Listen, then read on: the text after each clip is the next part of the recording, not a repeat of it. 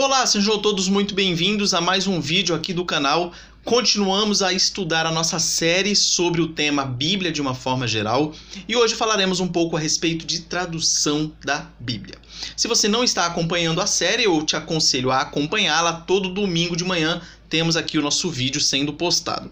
Estamos utilizando este livro aqui, 40 questões para se interpretar a Bíblia, como base dos nossos estudos. Esse livro ele é dividido em 4 partes e hoje nós terminamos a primeira parte desse livro. E terminamos a primeira parte falando a respeito do assunto qual é a melhor tradução da Bíblia. A parte 1 do livro nós tratamos de texto, cânon e tradução. E semana que vem, se Deus nos permitir, nós entramos na parte 2 do livro que trata do tema abordando a Bíblia de maneira geral. E assim por diante, depois na parte 3 e depois na parte 4. Mas vamos lá, falar a respeito de tradução. Quando nós falamos de tradução, nós temos que deixar claro que a tradução ela é imprescindível. Por que ela é imprescindível? Porque a Bíblia não foi escrita em português. Simples assim.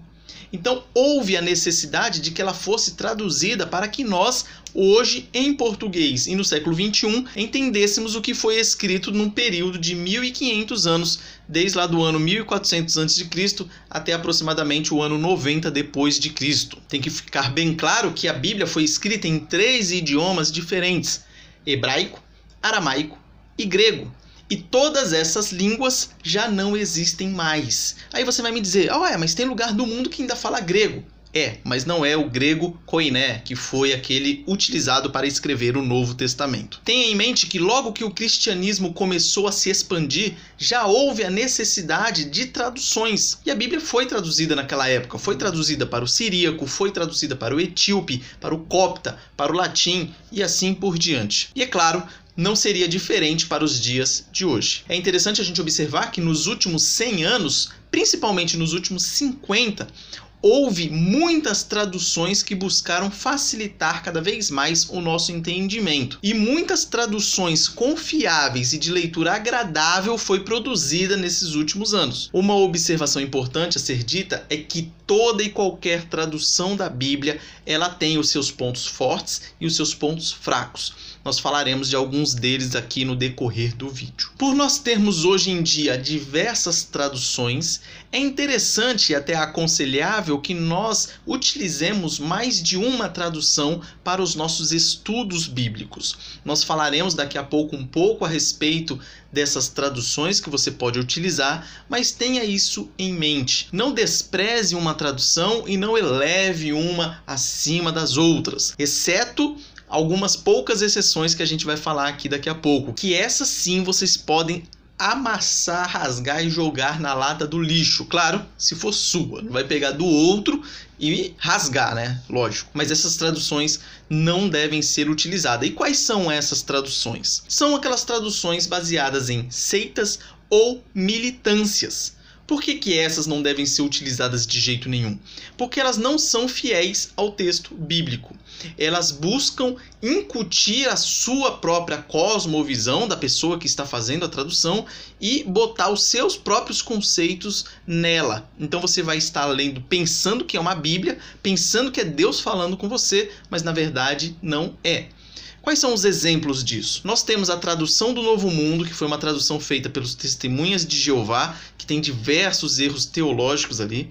Você tem a Bíblia Gay de King James, que aí eu não preciso nem falar, e essa tradução ela tenta tirar a questão do pecado da homossexualidade dentro da Bíblia, falando que foi essa interpretação que diz que o homossexualismo é pecado, na verdade foi uma tradução errada, então eles tentam falar que na verdade não era isso que eles diziam, era outra coisa e tal, e tenta tirar o pecado do homossexualismo da Bíblia. E nós também temos a Bíblia feminista e assim por diante, nós temos diversas. Ali você pode ver a imagem da Bíblia primeira ali, que é a tradução do Novo Mundo, das Testemunhas de Jeová, depois a Bíblia Gay no meio, e ali do lado direito a Bíblia feminista. Mas também nós temos as traduções ou as versões feitas por militantes. Por exemplo, recentemente nós tivemos essa notícia que saiu, onde o Partido dos Trabalhadores aqui no Brasil ele busca interpretar ou reinterpretar a Bíblia de uma outra maneira. Eles tentam reinterpretá-la com viés marxista. Então isso é um perigo, porque realmente você vai estar lendo algo que tem uma propaganda política por detrás e não o que Deus quis falar para nós. Tomando cuidado com esses detalhes, o resto a gente pode ficar mais tranquilo. Mais tranquilo com alguns poucos detalhes que nós falaremos ali um pouco mais para frente. Então percebam aqui, ó, abordagens da tradução. Do lado esquerdo da tela, você tem a tradução formalmente equivalente. E do lado direito, tradução funcionalmente equivalente ou equivalência dinâmica. O que significa isso? A tradução formalmente equivalente é aquela que vai buscar traduzir palavra por palavra e vai te jogar isso aí. Vai traduzir palavra por palavra e pronto. É isso aí, se vira para você entender. E na outra extremidade, a tradução funcionalmente equivalente, ou também chamada de equivalência dinâmica, ela busca interpretar, sim, primeiro as palavras por palavras, mas depois te dar um sentido que você vá entender. Porque na parte da tradução formalmente equivalente, podem ter coisas ali que vai dificultar o nosso entendimento no século XXI. Por exemplo, eles utilizam a palavra chifre no lugar de poder. Por que isso? Porque antigamente entendia-se que o chifre ele era sinal de poder. Mas hoje em dia, se você ler lá algo como exaltou o meu chifre, você não vai entender o que significa. Agora, na tradução funcionalmente equivalente, isso já seria substituído, em vez de chifre, por poder. Então, exaltou o meu poder, algo assim. Então você já vai ficar mais palatável, vai ficar mais fácil de entender. Quer ver outro exemplo dos nossos dias? Aqui no Brasil é muito comum você comprar caixa de bombom. Bombom, todo mundo sabe o que é um bombom aqui no Brasil. Porém, se você for traduzir para o inglês usando a tradução formalmente equivalente, você traduziria da seguinte maneira: good, good. Good é bom, né? Em inglês, então bombom, bom é good, good, good. Aí chega lá nos Estados Unidos, será que eles vão entender o que é um good, good? Aposto que não. Agora, se essa tradução for feita funcionalmente equivalente, vai se traduzir de uma maneira lá que eles entendam. Então, o que é um bombom para eles lá nos Estados Unidos? É chocolate. Então vai lá e traduz por chocolate em vez de good, good. Espero que tenha ficado claro essa diferença. Então, nós temos essas duas extremidades. Uma extremidade que traduz formalmente equivalente e a outra funcionalmente equivalente. Dentro dessas extremidades, nós temos diversas traduções da Bíblia. Então, você pode perceber que, indo ali do mais formal para o funcionalmente equivalente, nós teremos aquelas traduções ali. Então, lá do lado esquerdo, nós temos a Bíblia Almeida Corrigida Fiel. Depois nós temos a Almeida Revista e Corrigida. Depois nós temos a Bíblia Almeida Revista e Atualizada, que é a Bíblia padrão utilizada pela Igreja Presbiteriana do Brasil. Depois nós temos a Nova Almeida Atualizada. Depois nós temos a Nova Versão Internacional. Depois nós temos a Nova Versão Transformadora. Depois nós temos a NTLH, Nova Tradução na Linguagem de Hoje. E por fim ali a Mensagem. Então você perceba ali como que as traduções se posicionam dentro dessa linha entre as duas extremidades. Por isso que é interessante, às vezes, você ter uma de uma extremidade e outra de outra extremidade, você comparar os textos, porque isso muitas vezes vai te dar uma clareza maior para entender melhor a passagem bíblica. Então, a tradução funcionalmente equivalente ou equivalência dinâmica é aquela que tenta manter o mesmo significado em uma nova língua. E a formalmente equivalente é aquela que busca preservar o número de palavras e as construções gramaticais do original. Ambas são interessantes e podem se complementar. No estudo pessoal, ter uma mesma passagem em várias traduções resulta numa melhor compreensão. Antes de eu falar o exemplo aqui, é bom a gente entender que você não precisa ter todas aí na sua casa, afinal cada Bíblia é muito grande, então você ter um monte aí vai ser complicado. Mas você acha diversos sites que têm as traduções. E você não precisa ler, hoje eu li a Revista e Atualizada, amanhã eu vou ler a Almeida Revista e Corrigida, o mesmo texto. Não. Leia, por exemplo, na Revista e Atualizada, e se chegar em algum versículo que está dando confusão, você não está entendendo muito bem, aí você procura esse versículo em uma outra tradução. E aí você pode procurar em diversas traduções, procurando aí pela própria internet. Você vai achar diversas Bíblias online. Então você vai fazendo essas comparações e com certeza o entendimento vai ficar muito melhor. Mas vamos lá para o exemplo que eu tirei aqui para você entender como que funcionam essas traduções. Eu peguei o texto de Atos 2:12. Essa é a passagem do Pentecostes. Todos, atônitos e perplexos, interpelavam uns aos outros. Que quer isto dizer? Na Nova Versão Internacional. Atônitos e perplexos, todos perguntavam uns aos outros. Que significa isto? Na Nova Tradução da Linguagem de hoje. Todos estavam admirados, sem saberem o que pensar, e perguntavam uns aos outros. O que será que isso quer dizer? Na Almeida Corrigida Fiel. E todos se maravilhavam e estavam suspensos, dizendo uns para os outros: que quer isto dizer? E por fim, na Almeida Atualizada, e todos pasmavam e estavam perplexos, dizendo uns aos outros: que quer dizer isto?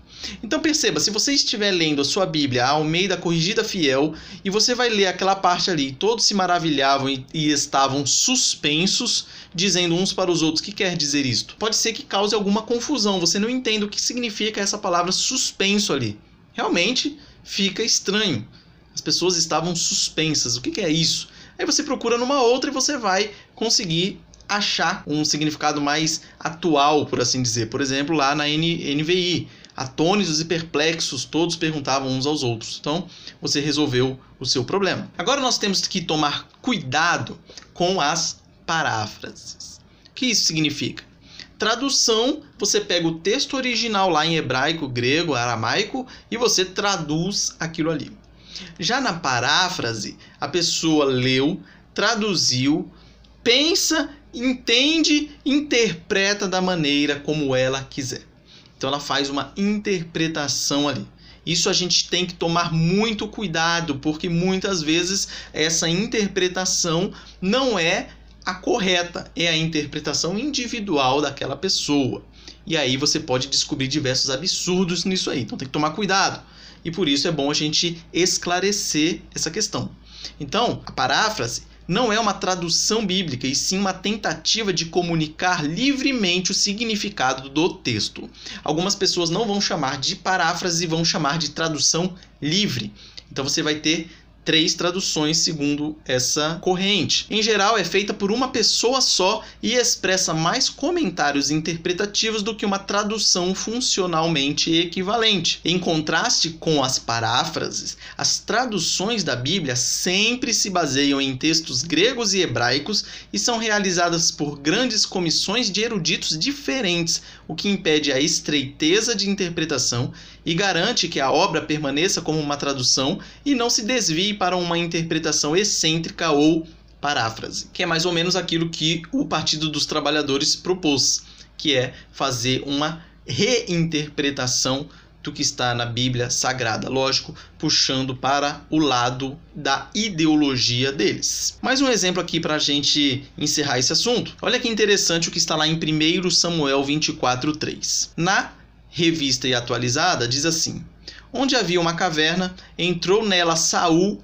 a aliviar o ventre. Na NVI, havia ali uma caverna e Saul entrou nela para fazer suas necessidades. Na NTLH, no caso, Saul entrou na caverna ali para satisfazer as suas necessidades. Na Almeida Corrigida Fiel, e entrou nela Saul a cobrir seus pés. E na Almeida Atualizada, e Saul entrou nela para aliviar o ventre. Perceba que interessante, se você estiver lendo a Almeida Corrigida Fiel, vai estar escrito ali: e entrou nela Saul a cobrir seus pés. Essa tradução é correta, fiel ao texto original. Por quê? Naquela época o pessoal, ou não naquela época, mas até hoje, né? Você vai entrar numa caverna para você fazer as suas necessidades, ele vai abaixar lá os trajes dele e os trajes vão cobrir os seus pés. Isso era uma forma de falar que a pessoa foi fazer as suas necessidades. Mas será que hoje teria sentido você ler isso? Você ia entender o que ele foi fazer dentro da caverna? Se você leu lá, tá bom, Saul entrou lá a cobrir seus pés. Você pode entender diversas coisas desse versículo aqui. Provavelmente, coisas que não tenham ligação com o sentido original. E aí, se você estiver lendo a Corrigida Fiel, você vai ver lá, não vai entender, e aí você procura uma outra tradução. Daí você vai lá na Revista e Atualizada, entrou nela Saul a aliviar o ventre. Ah, mas pode ficar confuso também. Nossa, o que será que é aliviar o ventre? Aí você vai lá na NVI, entrou nela para fazer suas necessidades. Aí pronto, aí ficou claro. Entendeu como é que você pode usar as diversas traduções a seu favor para entender melhor o texto bíblico? É assim que nós devemos utilizá-los. Alguns exemplos de traduções, se bem que nós já falamos aqui algumas vezes deles. Nós temos a Almeida Revista e Atualizada, a Almeida Corrigida Fiel, a Almeida Edição Contemporânea, nós temos a Nova Versão Internacional, nós temos a Nova Versão Transformadora, nós temos a Almeida Século XXI e assim por diante. E alguns exemplos de paráfrases. Nós temos a Nova Tradução na Linguagem de Hoje, se bem que alguns colocam ela não como paráfrase, mas colocam ela como tradução, mas uma tradução bem mais popular, por assim dizer. Aí nós temos a Bíblia A Mensagem, nós temos Bíblia Viva e assim por diante. Nós temos que tomar cuidado porque ler essas versões, essas paráfrases, é como você estivesse lendo um comentário bíblico, porque é a interpretação daquela pessoa que está fazendo a tradução. Então, fique alerta se você tem alguma dessas bíblias aí. E tome cuidado também para o seguinte, que o texto traduzido fiel, ao pé da letra, ele pode se tornar infiel. Oh, como assim?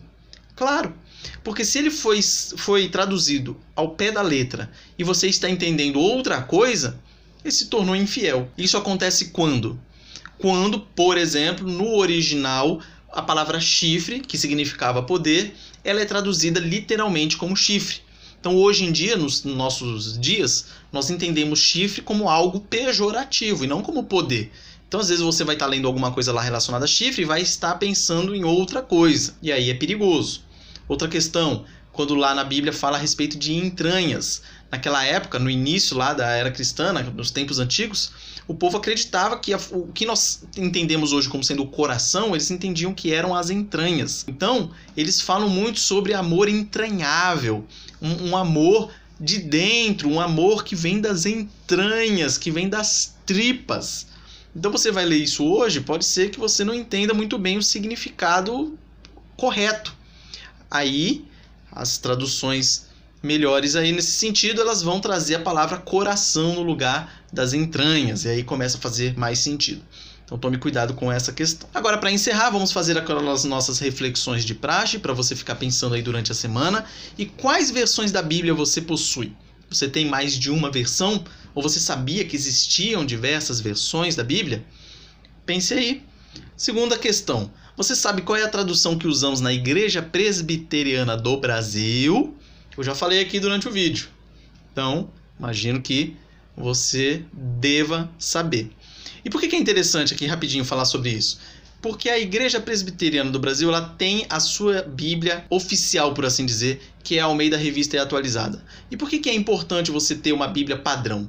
Porque toda a Igreja Presbiteriana do Brasil que você for, do Brasil inteiro, ela vai estar utilizando a Revista e Atualizada. Para a leitura pública é bom que todos tenham a mesma versão. Então, isso é uma vantagem de ter uma Bíblia padrão para a igreja. Por fim, se você tivesse que comprar outras traduções bíblicas para complementar o seu estudo, quais delas você compraria? Você já tem uma noção disso? Qual seria mais interessante, qual não e tudo mais?